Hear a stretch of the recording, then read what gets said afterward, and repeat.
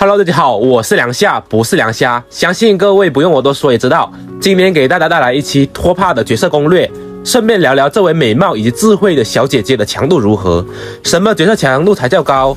难道只有大数字强度才算高吗？看完这期视频，相信会有你的答案。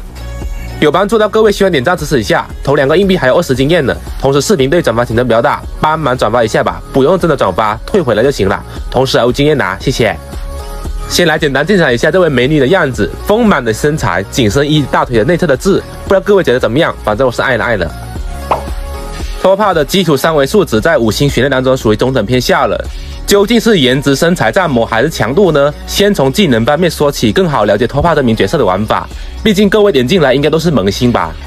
托帕的普攻解锁行技1，4维发动追加攻击，但是也是算普攻的，也能触发各种普攻的效果。天赋战斗开始时会召唤战杖，初始80点速度，行动将攻击有附带证明敌人造成托帕的131的倍率伤害，满级是150。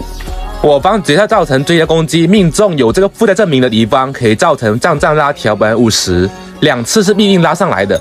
需要注意一点是，托帕被控，战杖还是可以行动的，这一点就非常的好啦。这可能是召唤物和这个神君替身的一个区别吧？你说是不是，将军？战绩托帕的核心技能攻击指定敌方进入附带证明的效果，实际是50%的追加1伤，不容易稀释的。对于追加伤害来说，输出提升很大。不过最多生效1个目标啊，而且如果目标不存在这个附带证明，会随机挂上1个，这个可以大大提升覆盖率了，和普攻一样。战绩4维追加伤害，同时算战绩的，满级倍率150。考虑到战绩和普攻都是单体伤害的，所以说普攻拉满6级可以达到100倍率，和战绩150差距并不算很大吧，而且你战绩可能还没拉满，所以托帕的普攻是要升级的。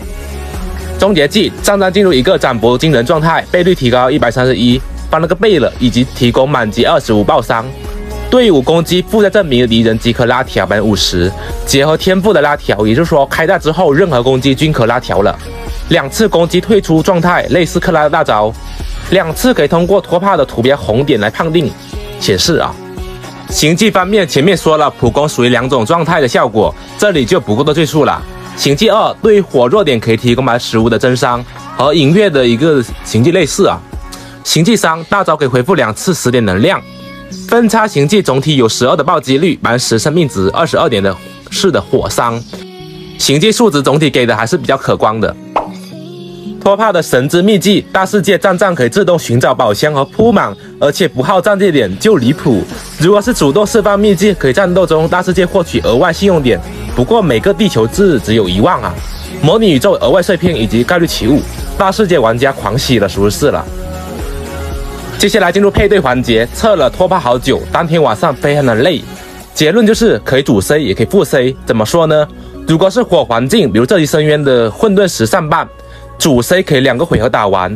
不过我的托帕是1魂的，灵魂大概率是3个回合啊，我测过了，还是经典的庭爱组合啊。不过有一说一啊，这2个角色真的是4星吗？强度这么爆炸？艾斯达之前强度倒还好，随着贵奶粉以及托帕加入，艾斯达的行技加上关追选择非常明确，加起来和行星相会这样关追，简单粗暴的一个火伤球差不多了，甚至还多一点点。停云回能增伤对于托帕来说也非常契合，而且停云艾斯达加攻让托帕这个低基础攻击力角色弥补了一个缺陷。很多人觉得托帕他很弱，但是我觉得嘛，如果作为一个主要为副 C 辅助定位的平民托帕，2到3个回合还不知足，难道你要让一个副 C 打0T 才能算强吗？那这样确实没办法喽。然后来说说主 C 托帕的输手法，秘技方面刚好这配对5个点，完美开局。因为托帕开局可以回复能量，停云不着急开大招，等托帕使用大招，停云再接大招。这个队伍里面罗刹也挺重要的，可以平帮普攻来让停云多次开 E， 让托帕大招频率更快。1.5 版本霍加入队伍之后，相信会有更大的提升吧，这一点我们可以期待一下。托帕想要主 C， 那么环境要火才好用。如果环境不行，或者想要让托帕当副 C， 那么可以把停云或艾斯达换成其他输出角色。先说机子吧，很平民练度。有了解过机子的应该很清楚，没有弱点的机子就会非常的刮痧，但是这个配对里有火弱点的情况下，可以达到一个正常的水平。主要不是机制强度高，而是艾斯达的机制特别契合火系角色，加上队伍有3个火系，高频破盾达到一个正常强度了。而且后续 1.5 版本有同色的内圈仪器加元素伤害的，这一点我们可以期待一下。第二位景元，因为景元神君出伤速度比较慢，搭配拖帕其实并没有多大的提升，只能说喝汤了。打这期混沌时尚版0+0景元3回合打完的，相比戴尔艾斯达能快个1到2个回合左右。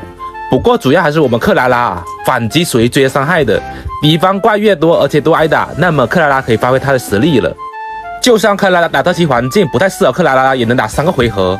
于是我进入仙舟6的试了一下，好家伙，很轻松的打出了1个回合打完的。你要知道我克拉拉还是很平民的，闪剑没有拖帕，我之前都是打2到3个回合左右的。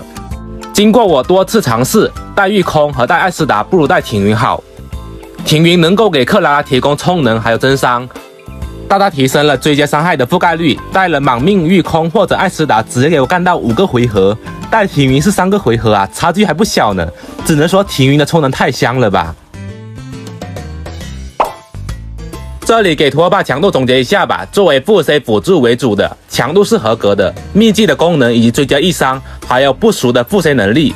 配对万金油能够搭配很多队伍，卡夫卡也能搭配，也是3个回合打完的。天赋追加给频繁触发战的拉条，目前强度给到一个 T0.5 左右。另外 0.5 放在未来，等待一个追加输出角色，或者来一个和拖帕一样的护拐角色，或者说来一个限定角色，像克拉拉一样的。虽然克拉拉很强了，但是作为常驻角色还是比较保守了，来一个比较慷慨的角色就比较好。拖帕的关追选得上，首选专武、烦恼者、幸福者啊，特效是提供18%的暴击率与30%的追伤害啊，因为拖帕所有伤害都是追加的，所以比较契合。以及还可以通过温驯这个 buff 给到自己以及队友提供24爆伤，对克拉拉的这种爆伤比较低来说，收益还不错啊。夜色中因为拖帕大招没有伤害的，以及普攻战绩伤害占比比较低，完全是不推荐的。次选如泥哈棉，在低暴击拖帕时非常好用，因为战是召唤物的，不会消耗这个关追的 buff， 总体下来还是比较契合的。这张关追的话，真空期只有1个回合，笑死，这关追感觉都比燕青还契合，为什么呢？因为战攻击有7段伤害，目前应该是没有比战段数还多了吧？也就是说7段伤害1段不暴击就可以触发了，所以暴击大概60到70就可以了，不要太高啊，太高会很难触发的。以及星海巡航意外的很不错呀，和如泥哈棉只差距5%左右。然后是非常强的4星关追论剑，满叠影是80%增伤，可以和星海巡航精武碰瓷了，差距很小啊。我都感觉论剑才是这个拖帕的一个专武了。拖帕又是单体伤害的，而且战的追加攻击有7次，一次性连满论剑的效果呀。我是通过计算伤害得出的一个次数啊，就是这段关追 up 的次数比较少，应该很少人有吧。其他的4星关追有哪个高精用哪个就可以了，不是很推荐啊。生物啊不对，仪器选得上2火2决斗士4量子均可以，不过 1.5 版本有新套装，这个可以不着急刷。内圈推荐萨索图，但是刷不到啊，防性套也不是不行了。常规的爆伤衣服、鞋子攻击力或者速度鞋，但是队伍一般有艾斯达嘛，不缺速度了，推荐攻击鞋、火伤球或者攻击球。主 C 拖帕配对里面艾斯达以及挺云增伤太多了，稀释了。我试了一下，带攻击球比较好，你们看一下这个伤害啊。